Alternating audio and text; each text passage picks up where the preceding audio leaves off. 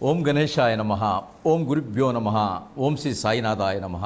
సాయి బంధువులారా, ఈరోజు బాబావారు సూచించిన నేను ప్రవచించే ప్రధానమైనటువంటి అంశం నా జీవితంలో జరిగినటువంటి యథార్థమైనటువంటి ఘటన, యథార్థమైనటువంటి లీలలు, యథార్థమైనటువంటి జ్ఞానాన్ని బాబావారు మనకి పంచిచ్చారు. అటువంటి ఒక యథార్థమైనటువంటి సంఘటన ఈరోజు సాయి బంధువులకు, భగవద్ బంధువులతో పాలు పంచుకునే ప్రయత్నం చేస్తున్నాను. ప్రధానంగా ఇది ఇటీవల జరిగినటువంటి గొప్ప చారిత్రాత్మకమైనటువంటి ఆధ్యాత్మికమైనటువంటి ఒక గొప్ప భగవంతుని యొక్క లీల. ఈ లీలని మీతో పాలు పంచుకునే ప్రయత్నం చేస్తున్నాను. భగవంతుడు మనకు సర్వంతర్యామి అని చెప్పేసి చెప్పడానికి ఈ సంఘటన నిదర్శనంగా ఉంది. ప్రధానంగా మనది వేదభూమి, పుణ్యభూమి, కర్మభూమి, తర్వాత సనాతనమైనటువంటి భూమి. మనకి అనేక ప్రాచీనమైనటువంటి ఉపనిషత్తులు, వేదాలు సమస్తము కూడా మన భారతావనిలో మనకు నిక్షిప్తం ఉన్నాయి. ప్రపంచంలో ఎక్కడ చూసినా కూడా మన భారత భూమి ఓంప్రదంగా ఎలిసినట్టుగా మనకి చారిత్రకమైనటువంటి పురాణ ఇతిహాస ఆధారాలు లభిస్తూ ఉన్నాయి. కాబట్టి ప్రాచీనమైనటువంటి మొట్టమొదటి మన భారతదేశం, ఐదవ దేశం ఒక గొప్ప చారిత్రాత్మక, భౌగోళిక, ఆధ్యాత్మిక చరిత్ర కలిగి ఉంది. ప్రపంచం మొత్తం కూడా మన ఐదవ దేవుళ్ళు ఉన్నారు అనడానికి ఒక చక్కటి తార్కాణం ఇటీవల లభించింది. ప్రధానంగా ఇటీవల కాలంలో రకరకాల దేశాలు ఏర్పడ్డాయి. రకరకాల దేశాల్లో వివిధ రకాల అనేక మతాలు, అనేక భగవంతుడు వెలిసినప్పటికీ కూడా మన ఐందవకు సంబంధించినటువంటి 3 కోట్ల దేవతల్లో ప్రధానమైనటువంటి దేవతలు ఎప్పుడో ఇతిహాస పురాణాల్లో చెప్పినట్లుగా ఎప్పుడో ప్రాచీన కాలం నుంచే భగవంతుడు ఉన్నాడు అని చెప్పేసి చెప్పడానికి ఉనికి ఆధారాలు మనకు లభిస్తున్నాయి. ఈ క్రమంలో ఒక గొప్ప ఆధ్యాత్మికమైనటువంటి ఆధారంతో కూడినటువంటి ఒక సంఘటన జరిగింది. అదేం లేదు, సాక్షాత్తు ప్రపంచవ్యాప్తంగా ఏ దేవుణ్ణైతే మనం ఆరాధిస్తూ కొలుస్తూ అత్యంత భక్తుల ఆదరణ కలిగినటువంటి గొప్ప కలియుగ మహాదేవుడు, మహాశక్తి అయినటువంటి శ్రీ వెంకటేశ్వర స్వామి ఇటీవల కాలంలో వేరే ఇతర దేశాల్లో ఆయన దర్శనమిస్తున్నాడు. అక్కడ త్రవ్వకాల్లో, అక్కడ మరమ్మతుల్లో, అక్కడ పనిచేసేటటువంటి క్రమంలో ఎప్పుడో నిక్షిప్తమైన కొన్ని వేల సంవత్సరాల నాడు స్వామివారు మరుగున పడినటువంటి ఆయన ఇటీవల ఆయన బయటికి వస్తున్నాడు. ఆ త్రవ్వకాల్లో నేను ఉన్నాను, అన్ని దేశాల్లో కూడా నేను సర్వాంతర్యామి, ఓంప్రదంగా ఈ సృష్టికి నేనే మూలం అని చెప్పేసి సాక్షాత్తు కలియుగ వెంకటేశ్వర స్వామి మనకి ఇక్కడ దర్శనమిస్తున్నాడు. ఆధారాలతో రుజువు చేస్తున్నాడు. ఎందుకంటే మొన్న ఈ మధ్యకాలంలో రష్యా దేశంలో అక్కడ ఉన్నటువంటి ఒక ప్రాచీన నగరంలో త్రవ్వకాలు జరుపుతుంటే 5,000 సంవత్సరాల నాటి వెంకటేశ్వర స్వామి విగ్రహం అక్కడ బయటపడితే వాళ్ళు కూడా అక్కడ ఉన్నటువంటి శాస్త్రవేత్తలు వాళ్ళందరూ కూడా ఆశ్చర్యపోయారు. అక్కడికి ప్రధానంగా రష్యాలో కూడా ఇస్కాన్ వాళ్ళ యొక్క బృందం వచ్చేసి ఆ స్వామివారిని ఎంతో ఆయన గొప్పగా ఆరాధించి ఆ మూర్తిని బయటికి తీశారు. అక్కడ ఉన్నటువంటి వాళ్ళు కూడా అక్కడ రష్యా దేశంలో కూడా స్వామి పట్ల భక్తిభావాన్ని చూపించారు. ఇది ఎప్పుడో ప్రాచీనమైందని చెప్పేసి నిర్ధారణ చేశారు. ఆ క్రమంలో ఇటీవల కాలంలో ఒక సంఘటన జరిగింది. అదేంటివో కాదు, మనకి పొరుగు దేశమైనటువంటి బంగ్లాదేశ్ దేశంలో ఇటీవల త్రవ్వకాల్లో ఒక ప్రాచీనమైనటువంటి మామూలుగా కట్టడాలు త్రవ్వకాలు చేస్తూ ఉన్నారు.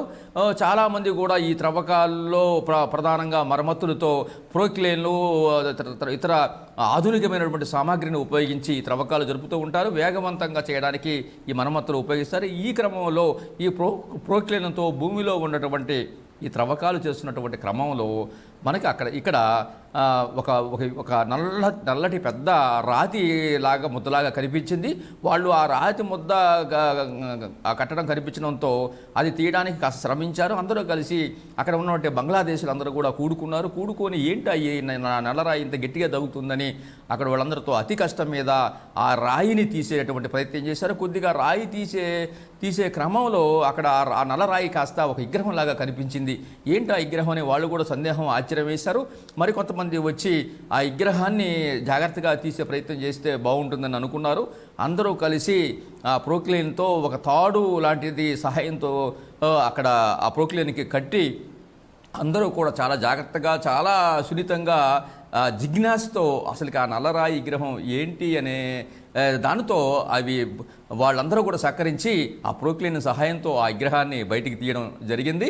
బయటికి తీసినాక క్రమేపీ ఆ విగ్రహం ఒక మూర్తిని పోలి పైన ఒక చక్కటి ఒక కిరీటము, తర్వాత చతుర్బాహువులు, తర్వాత మెడలో కంఠ వస్త్రము, కంఠామాల్లో ఇలాగ దేదీప్యమానంగా ఉన్నటువంటి ఒక మూర్తిని పోలింది. తీరా ఆ మూర్తిని చూస్తే సాక్షాత్తు మన ఈ కలియుగంలో ఏ భగవంతుడినైతే మనం ఆరాధిస్తున్నామో, ఈ కలియుగం ఎవరిదైతే ఉందో అటువంటి శ్రీ వేడుకొండల వెంకటేశ్వర స్వామి యొక్క సాక్షాత్తు మూలమూర్తి విగ్రహాన్ని అక్కడ దర్శనమిచ్చింది. ఆ విగ్రహాన్ని చూసేసరికి అక్కడ బంగ్లాదేశ్ ఉన్నటువంటి భక్తులు కూడా చాలా ఆశ్చర్యానికి గురయ్యారు, చాలా విస్మయం చెందారు. వారు హైందవ దేవుడు విగ్రహం ఈ భూమిలో ఈ బంగ్లాదేశ్ దేశంలో ఉండటం ఏంది అని చెప్పేసి వాళ్ళకి కాస్తంత విస్మయం పొందారు, ఆశ్చర్యం వేశారు.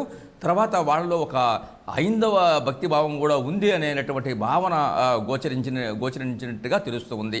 ప్రధానంగా మనం ఈ యొక్క సంఘటన ద్వారా మన ఆధ్యాత్మిక పరులు, జిజ్ఞాసులు, హైందవ మతాన్ని ఆరాధిస్తున్నటువంటి మన వారందరూ కూడా చాలా గర్వించి చాలా గొప్పగా చెప్పుకున్నటువంటి ఒక చారిత్రాత్మక ప్రాచీనమైనటువంటి ఈ పురాణ ఆధారం మనకు లభించింది. అంటే మన వెంకటేశ్వర స్వామి కేవలం మన భారతదేశం, ఆంధ్రప్రదేశ్లో కాకుండా ప్రపంచంలో విశ్వవ్యాప్తంగా కొలవగలిగేటువంటి ఏకైక ప్రధానమైనటువంటి గొప్ప ఆరాధనామూర్తి, మహోన్నత శక్తి, ప్రధానమైనటువంటి ఈ యొక్క కలియుగంలో ఈతి బాధలు తీర్చేటటువంటి ఒక గొప్ప స్ఫూర్తిదాయకమైనటువంటి ఒక ఆధ్యాత్మిక ఒక మహోన్నతమైనటువంటి ఒక తరంగాలతో కూడిన శక్తిని ఈ వెంకటేశ్వర స్వామి మనకు నిరూపిస్తున్నాడు. ఈ క్రమంలో మనకి ఈ బంగ్లాదేశ్లో జరిగినటువంటి ఉదాంతం ఆధ్యాత్మిక పరులకి చక్కని ఊరటని, ఆనందాన్ని కలిగిస్తుంది. అదేవిధంగా ఆధ్యాత్మిక హేతువాదులకి, తర్వాత మూఢనమ్మకాలు కలిగిన వాళ్ళకు కూడా ఒక చెంపదెబ్బలాగా ఈ సంఘటన నిరూపిస్తుంది. ఎందుకంటే ఇప్పుడు వరకు ఖండిస్తూ కేవలం మామూలుగా పుక్కిడి పురాణాలు చెప్పుకుంటున్న వారికి ఇది ఒక గొడ్డలి పెట్టు. అదేవిధంగా ఈ విధంగా బంగ్లాదేశ్లో సాక్షాత్తు ఆ వెంకటేశ్వర స్వామి విగ్రహం రూపంలో దర్శనమిచ్చి అక్కడిని ఆనందపరిచింది. కాబట్టి భగవద్బంధులారా, మన యొక్క హైందవ సనాతన ధర్మం చాలా గొప్పది, విశిష్టమైనది. ప్రపంచవ్యాప్తంగా అన్ని చోట్ల కూడా స్వామివారు కొలువై ఉన్నారు. అందుకు నిదర్శనంగా ఈ యొక్క సంఘటన మీకు చాలా ఆధ్యాత్మిక ఆనందాన్ని, ఊరటిని, సంతోషాన్ని కలిగిస్తుందని చెప్పక తప్పదు. ఇటువంటి అవకాశాలు ఎన్నో వీక్షిస్తున్నటువంటి షిరిడి సాయి ధర్మ ప్రచార సేవా ట్రస్ట్ తరపున నిర్వహిస్తున్నటువంటి షిరిడి సాయి భక్తి టీవీని వీక్షిస్తున్నటువంటి ప్రేక్షకులందరికీ కూడా సాక్షాత్తు ఆ అలివేలవంగ పద్మావతి విశ్వకేశన గరుడాల్వారు సమేత దత్తాత్రేయుడు సాయినాథుడు అపార కృపా కటాక్ష వీక్షణాలు మీకు, మీ కుటుంబాల్లో ఉండాలని ఆశిస్తూ, ఆకాంక్షిస్తూ సర్వేజనో సుఖినో భవంతు. ఓం శ్రీ సాయిరామ్.